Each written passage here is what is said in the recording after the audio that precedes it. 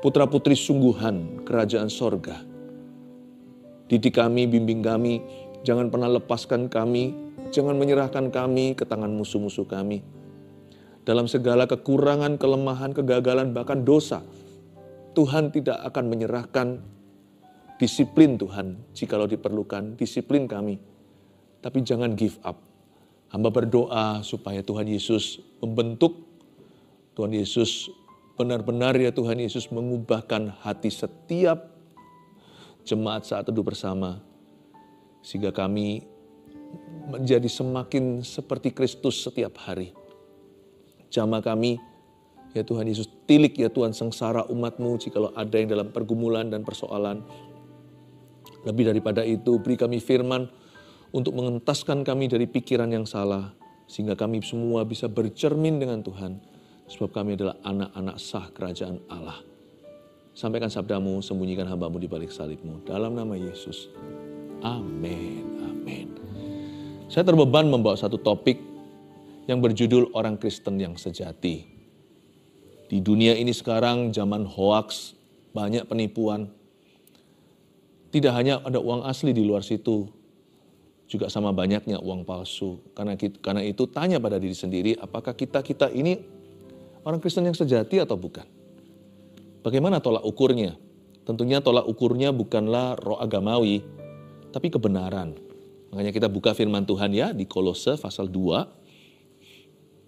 ayat 16 mulai tembus sampai Kolose pasal 3 ayat 4.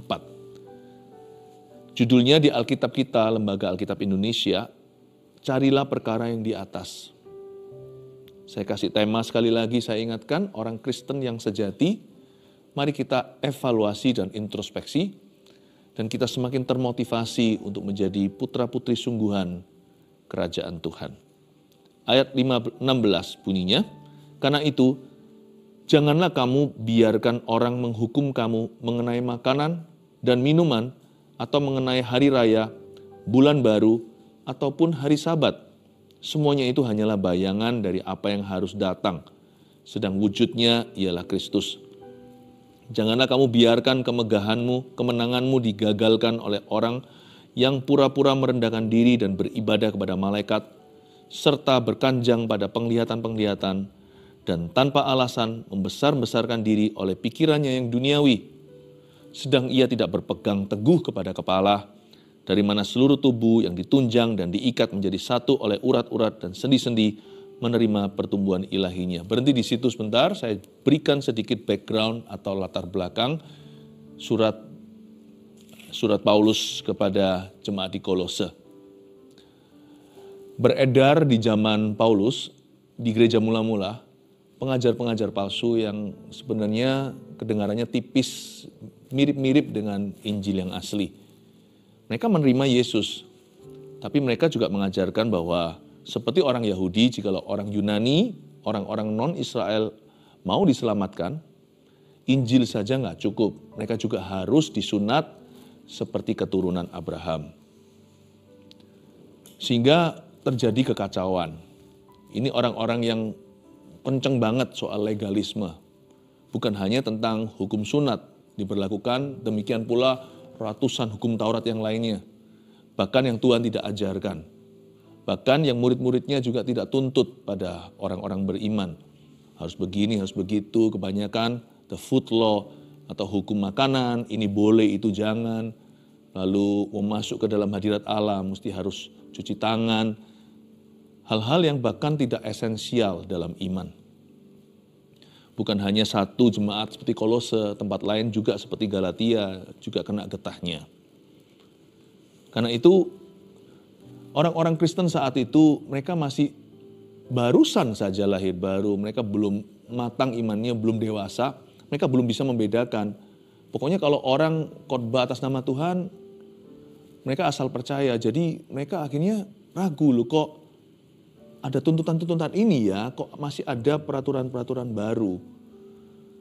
Biasanya orang-orang Kristen yang masih lugu, mereka kalau lihat atau dengar dari orang Kristen yang lebih senior, Namun orang-orang itu punya superstisi-superstisi tertentu, kepercayaan-kepercayaan tertentu, harus begini begitu yang Injil tidak ajarkan, mereka jadi bimbang. Nah, hari ini kita harus mengerti bahwa kekristenan itu murni. Tuhan tidak mau kita bercabang. Coba kita lihat sekarang ayat 16 saya jelaskan ya. Karena itu janganlah kamu biarkan orang. Apa yang orang katakan sekeliling Anda, termasuk jikalau mereka labelnya orang Kristen, kita harus uji dulu dengan firman. Karena itu jangan kamu biarkan orang. Kristen yang sejati itu nggak akan terus ada kepercayaan-kepercayaan tambahan yang tidak diajarkan oleh Alkitab, superstisi, tahayul, dongeng-dongeng cerita. Jangan biarkan sukacitamu tercuri oleh hal-hal itu. Jangan kamu biarkan orang menghukum kamu mengenai apa sih? Mengenai hal-hal lahiriah, duniawi seperti makanan, minuman, mengenai hari raya. Ya, bulan-bulan baru, bulan yang dikeramatkan ataupun hari Sabat. Semuanya ini hanyalah bayangan dari apa yang harus datang, sedang wujudnya ialah Kristus. Jangan mau sukacitamu dan sukacitaku dicuri. Jangan mau iman kita dilemahkan kepada Kristus. Dan jangan sampai yang namanya kemenangan kita itu digagalkan. Kalau iman kita tidak teguh pada Kristus dan firman, kalau kita goyang karena apa kata orang, iman kita jadi nggak bulat. Mana bisa jadi biji sesawi yang memindahkan gunung atau apa. Salah satu strategi iblis adalah bukan menyerangmu dari depan, tapi kasih superstisi-superstisi, kepercayaan-kepercayaan yang nggak tentu Alkitab ajarkan itu. Sekalipun keluar dari mulut orang yang nampaknya lebih lama jadi orang Kristen, kalau orang itu nggak berakar pada firman, dia punya tahayul-tahayul dan dongeng-dongeng cerita. Contohnya horoskop. Waduh, nggak boleh loh, ini sama ini jadi. Apa firman mengatakan begitu? Kalau kita menyerahkan percaya kita kepada hal-hal demikian, kita pasti akan tidak teguh berpegang pada firman. Jadi cara iblis untuk mengalahkan kita bukan menyerang dari depan, tapi cubit dari kiri kanan. Sehingga kita nggak mantap, sehingga kita tidak solid terhadap firman ini. Bagaimana firman bisa menjadi pedang bermata dua? Bagaimana bisa menjadi perisai iman kalau kita sendiri tidak teguh padanya? Kalau iman kita rapuh, bagaimana kita melihat mujizat kemudian? Bagaimana kita bisa melihat kemenangan, bagaimana kita bisa melihat pembelaan dan penyertaan kalau kita meragukan firman Tuhan. Meragukan firman Tuhan sih nggak berani ya. Kalau kita terang-terangan, wah masa firman kita ragukan. Tapi kalau kita menyerahkan kepercayaan kita kepada hal-hal lain yang firman tidak katakan, otomatis berkurang iman kita pada firman. Tentang ramalan-ramalan, hati-hati misalnya nanti ulang tahunnya kalau dirayakan lebih awal nanti biasanya pendek umur. Gitu-gitu itu secara common sense saja, secara pikiran aja ya. Secara akal budi nggak usah lewat firman. Berapa banyak sih orang yang ulang tahunnya pas dirayakan hari H. Mati ya mati muda. Jadi sebenarnya itu nggak terbukti secara ilmiah. Secara ilmiah aja nggak terbukti. Masa harus kita percayai? Do not live in superstitions. Jangan hidup dalam superstisi. Karena orang yang hidup dalam superstisi biasanya banyak condemnation atau banyak dakwaan setan di dalamnya. Lihat ya, yang namanya tahayul, superstisi itu semua dipenuhi dengan rasa takut. Fear. Kalau kita hidup dalam superstisi-superstisi seperti itu, contohnya apalagi, contohnya mata angin, arah angin. Menghadap mana, itu lebih beruntung daripada menghadap yang satunya lagi. Tanahnya naik tanahnya turun. Kalau turun nanti rezekinya menurun. Naik gimana dan sebagainya. Pertanyaannya gini loh. Firman ngomong itu enggak? Kalau kita hidup dalam superstisi, berarti kita membiarkan orang menghukum kita mengenai hal-hal lahiriah. Mengenai makanan dan minuman. Mengenai hari raya. Ya, arah angin, bulan baru atau hari Sabat. Sebenarnya begini, ayat 17 katakan semuanya itu hanyalah bayangan. Coba katakan bayangan. Bayangan dari apa yang harus datang. Apa sih yang harus datang? Bukan apa, lebih tepatnya siapa. Itu hanyalah bayangan dari siapa yang harus datang, yaitu Kristus. Jadi kalau kita sudah terima Yesus, kalau kita orang Kristen yang sejati, kita nggak percaya gitu-gituan. Sebenarnya semua superstisi itu ada poinnya loh. Kita juga nggak bisa salahkan. Orang kalau belum punya Tuhan pasti harus punya pegangan kan. Orang kalau tidak mengenal Kristus kan harus ada pedoman, harus ada sesuatu gitu. Karena manusia itu kan diciptakan sebagai makhluk rohani. Jadi kalau rohnya mati, dia nggak tahu Tuhan, dia pasti cari roh-roh lain untuk mengisi. Jadi nggak heran, superstisi tahayul itu sebenarnya nggak bisa salahkan manusia semata-mata kalau mereka belum kenal Tuhan. Tapi kalau orang Kristen sudah punya Kristus lalu masih begitu, nah itu patut disalahkan. Kamu sudah kenal Tuhan kok. Kita tuh sudah punya wujudnya yaitu Kristus. Kenapa kok kita masih cari bayangannya? Contohnya horoskop. Horoskop itu sebenarnya pada dasarnya itu adalah kerinduan orang untuk ditakdirkan. Manusia itu sadar bahwa ada yang maha kuasa atau ada sesuatu yang lebih besar yang tidak kelihatan yang menentukan nasib mereka. Jadi sebenarnya juga nggak salah. Tapi itu bukan sesungguhnya. Aslinya itu Yesus. Kalau orang udah kenal Yesus, nggak perlu itu lagi. Karena kita tahu siapa yang menentukan hidup dan mati. Yesus yang memegang kunci kehidupan, Yesus yang memegang kunci maut. Takdirku datang dari Dia. Ya, saya percaya takdirku ini, Ia tidak punya rancangan celaka, tapi damai sejahtera dan memberiku hari depan penuh pengharapan. Itu takdir firman. Nah, waktu saya hidupi kehidupan saya tidak terus-menerus referensi ke takdir. Ada perintah yang harus saya laksanakan. Saya harus patuh sama Tuhan dan saya harus bekerja sama dengan Roh Kudus. Sebab saya bukan Pinocchio, saya bukan robot, saya punya pilihan bebas. Dan saya pastikan pilihan bebasku selalu kuberikan kepada Tuhan Yesus. Sebenarnya orang-orang yang hidup dalam superstisi, kalau mereka belum punya Tuhan, dengan catatan mereka belum kenal Kristus loh ya. Gak bisa sepenuhnya disalahkan, karena mereka gak punya pegangan. Tapi orang Kristen yang sejati gak boleh campur baur begitu, karena kekristenan itu murni. Sebenarnya misalnya ramalan-ramalan, arah angin dan sebagainya, mata angin, mana segalanya. Sebenarnya kita juga tahu bahwa itu seperti manusia itu menyadari bahwa ada berkat yang disengaja.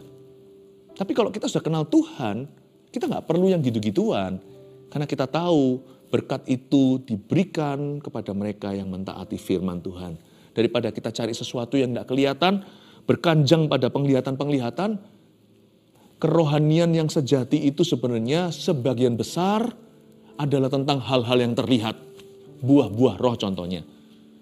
Tuhan tuh tidak main teka-teki dengan ciptaannya.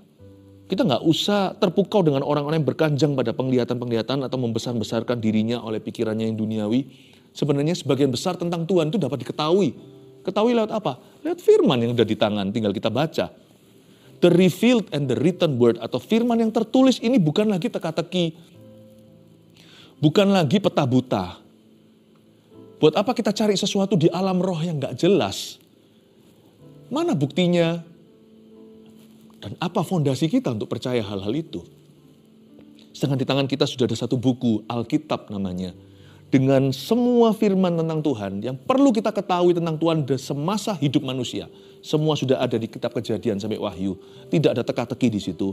Tinggal kita buka dengan rendah hati, mencari kebenaran, tolong Roh Kudus untuk bimbing.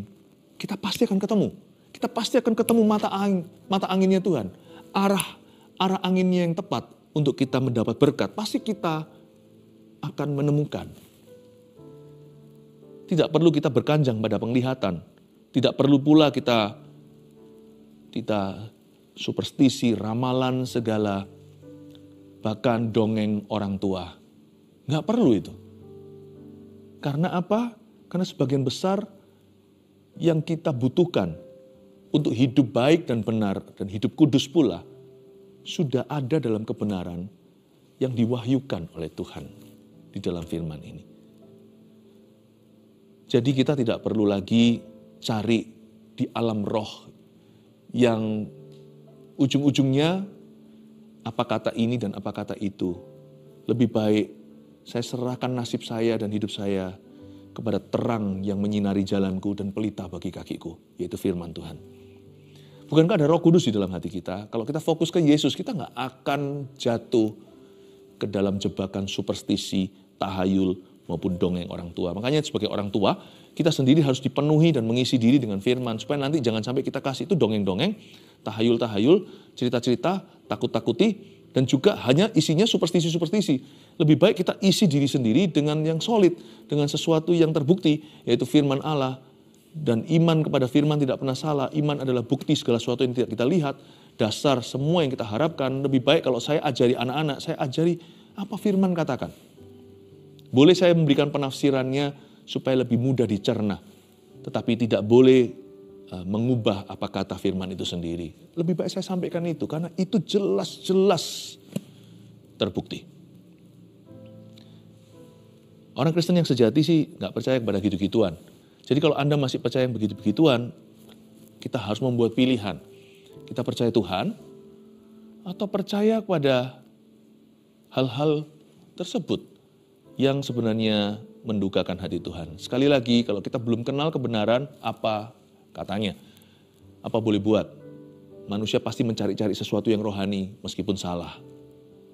Tapi kalau kita sudah mengenal Kristus, we have professed Christ, kita sudah mengakui Yesus adalah Tuhan kita. Buang semua ini. Itu semua hanyalah bayangan. Sedangkan wujudnya adalah Kristus. Kalau orang yang sudah punya Yesus, nggak perlu hal-hal yang saya sebutkan tadi. Ya, ini penting loh, ini akan mempengaruhi doamu. Kalau doa kita itu nggak singular ya, doa kita itu, iman kita itu kalau tidak tunggal pada Tuhan, tapi majemuk, menyebar ke 7 arah. Tuhan iya, salah satu dari 7, lalu lain-lainnya juga satu-satu diadopsi, comot sana, comot sini. Nanti iman kita kepada Tuhan pun nggak kuat, sehingga nggak mungkin akan dijawab. Tidak mungkin iman itu akan menggoyangkan apa-apa, tidak mungkin bisa memindahkan gunung. Ayat 20, apabila kamu telah mati bersama-sama dengan Kristus dan bebas dari roh-roh dunia, mengapakah kamu menaklukkan dirimu pada rupa-rupa peraturan seolah-olah kamu masih hidup di dunia? Jangan jama ini, jangan kecap itu, jangan sentuh ini. Semuanya itu hanya mengenai barang yang binasa oleh pemakaian dan hanya menurut perintah-perintah dan ajaran-ajaran manusia. Peraturan-peraturan ini, walaupun nampaknya penuh hikmat dengan ibadah buatan sendiri, seperti merendahkan diri, menyiksa diri, tidak ada gunanya selain untuk memuaskan hidup duniawi. Intisarinya di ayat 20, apabila kamu telah mati bersama dengan Kristus. Kalau kita sudah dibaptis,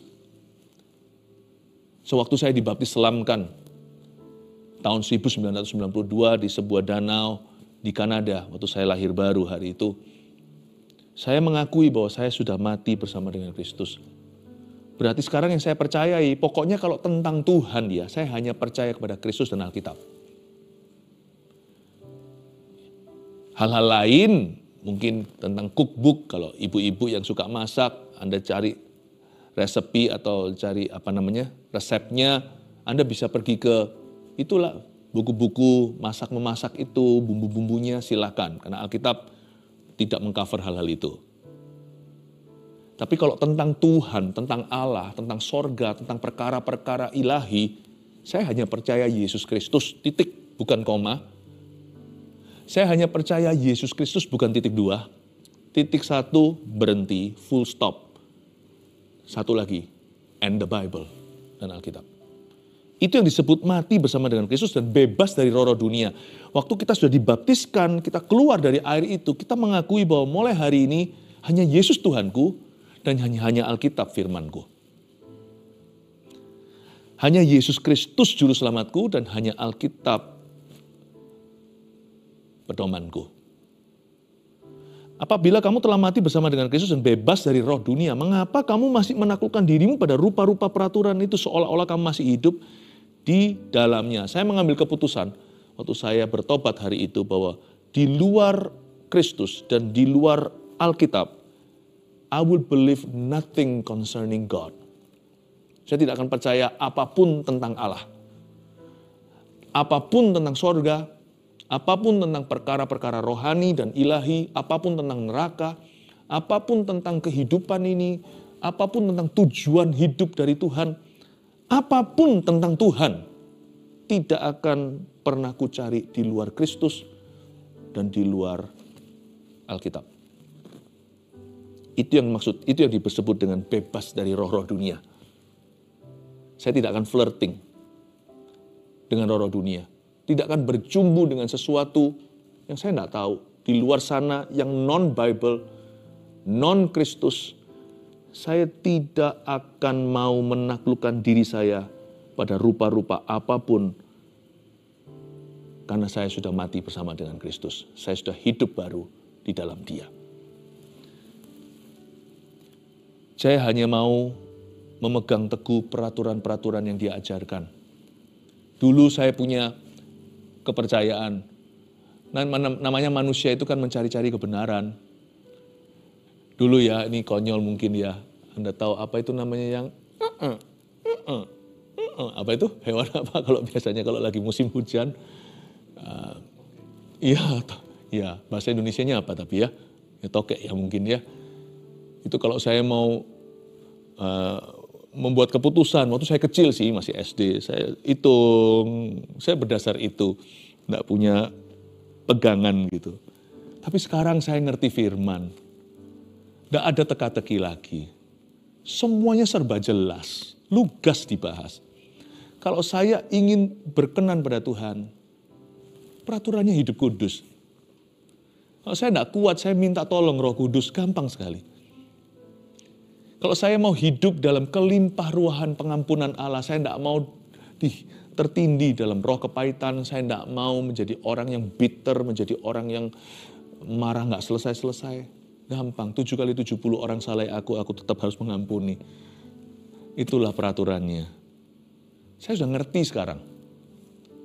Jadi daripada saya serahkan keputusan saya ke hewan atau kepada nasib atau kepada segala sesuatu yang kebetulan di luar sana atau tanda-tanda belaka atau pada penglihatan-penglihatan orang-orang yang mungkin yang punya mata ekstra untuk melihat sesuatu di dalam alam roh. Saya ke sini karena semua jelas. Kalau firman berkata jangan jamah, aku ikuti itu karena firman berkata. Kalau firman berkata memberi saya peraturan baru hari ini, new commandment atau perintah yang baru kuberikan padamu yaitu hiduplah dalam kasih, saya akan berusaha. Nggak kuat, saya minta tolong sama Tuhan. Tuhan yang memberi kekuatan. Saya nggak bisa ngampuni musuh saya, orang yang bersalah pada saya minta Tuhan pinjamkan. Sebagaimana Tuhan mengampuni aku harus mengampuni dia. Pengampunan Allah melalui saya tidak bersandar pada kekuatan saya. Kalau saya tahu apa yang benar yang harus saya lakukan, tapi saya tidak sanggup melakukannya, saya masuk hadirat Allah. Saya minta Tuhan urapi saya minta Roh Kudus beri kekuatan. Simple, sederhana. Saya tidak lagi takluk kepada roh-roh dunia. Sebab saya sudah punya Roh Kudus sekarang. Dan Roh Kudus selalu nuntun saya ke firman. Nggak pernah Roh Allah itu menuntun kita ke superstisi, ke tahayul dan dongeng-dongeng orang tua. Nggak pernah. Now it's very clear to me. Manusia akan cari sesuatu, peraturan lah, harus ada ini, ada itu, baru nanti ada keberuntungan. Sama sih, kekristenan. Cuma kita carinya di firman. Sama. Lebih terbukti dan jelas sekali. Harus ada apa aja, taruh apa di hidup kita supaya berkat Allah itu ada. Kalau ada mau berkat Allah ya jangan kita taruh barang setan di dalamnya.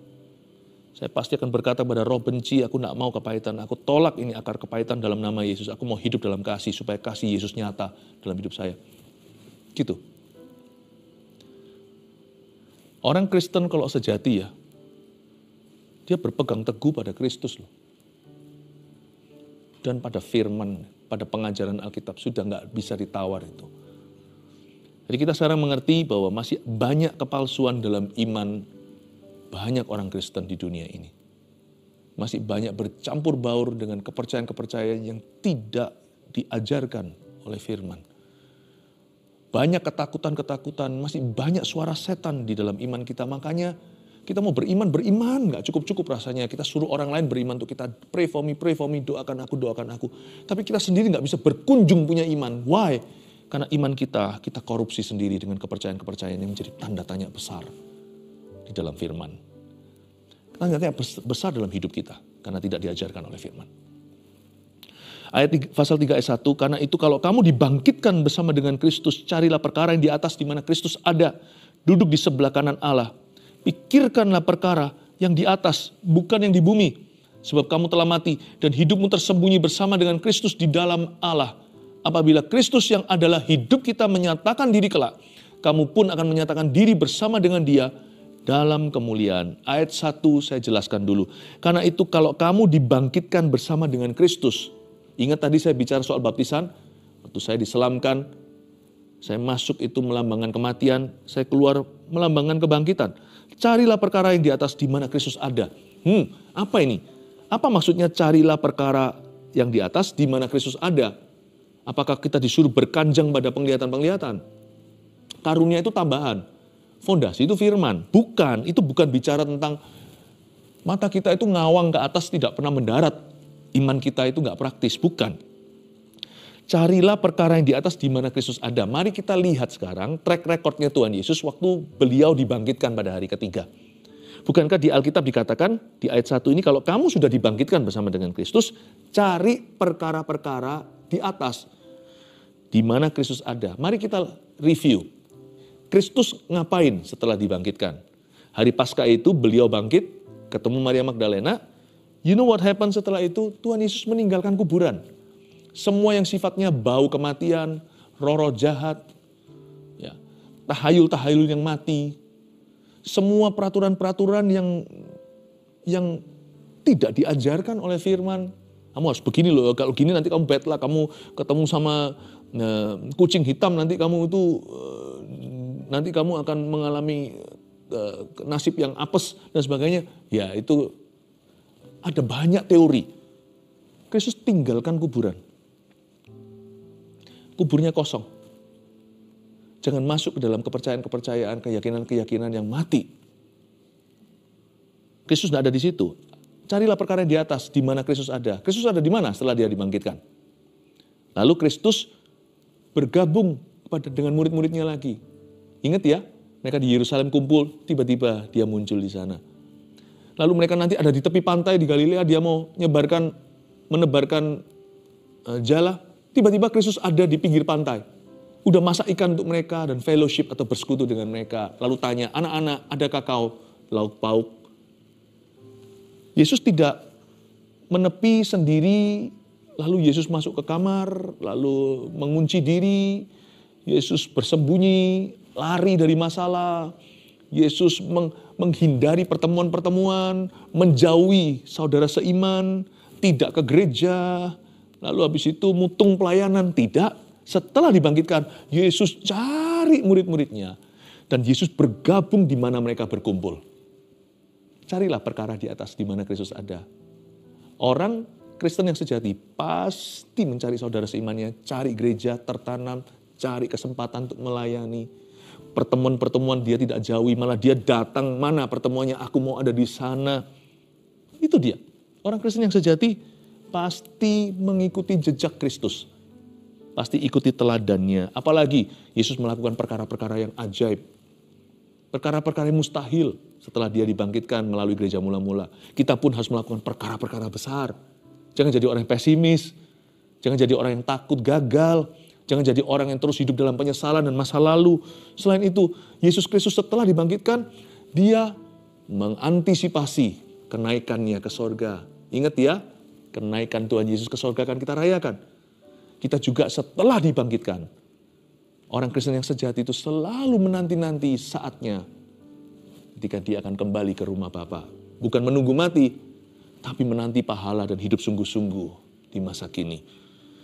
Ayat 4 coba lihat ya, apabila Kristus yang adalah hidup kita menyatakan diri kelak. Ini bicara tentang sorga, kamu pun akan menyatakan diri bersama dengan dia dalam kemuliaan. Saya suka kalimat apabila Kristus yang adalah hidup kita. Kristus adalah hidup kita. Coba katakan Kristus adalah hidupku. Sama seperti pepatah kalau ada orang yang suka sekali sports ya, suka sekali olahraga. Orang itu sport is his life. Olahraga itu hidupnya. Ada orang yang musik, apa-apa musik, tidur pun tertidur sama gitar. Beberapa musisi di gereja kita juga begitu. Ya. Lalu tertidur dengan gitarnya. Ya.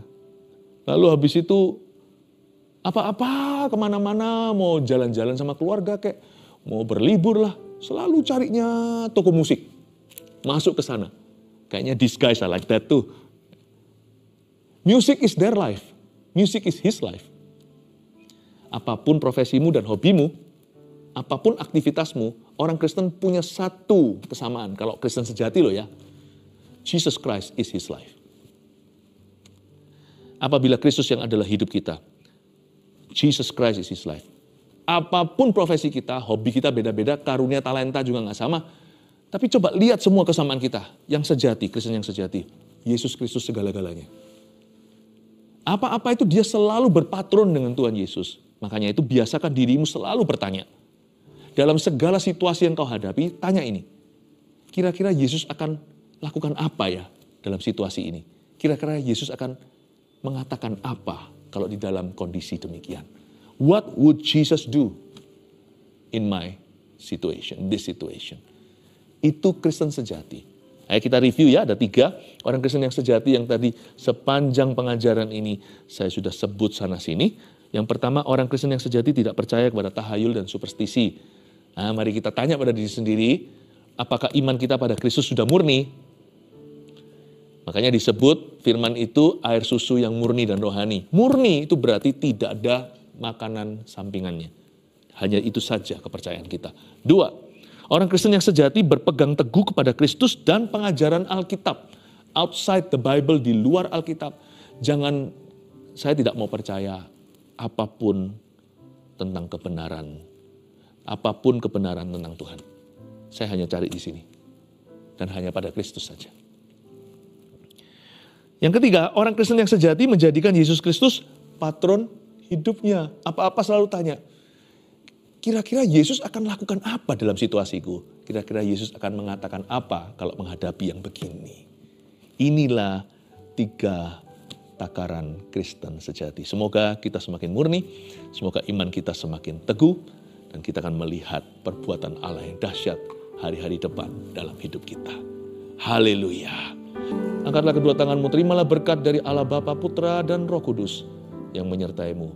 Puji Tuhan untuk setiap orang Kristen yang sejati, Tuhan murnikan terus sampai kedatangan Yesus kedua kali. Dalam nama Yesus Kristus yang percaya dan bersyukur katakan, amin.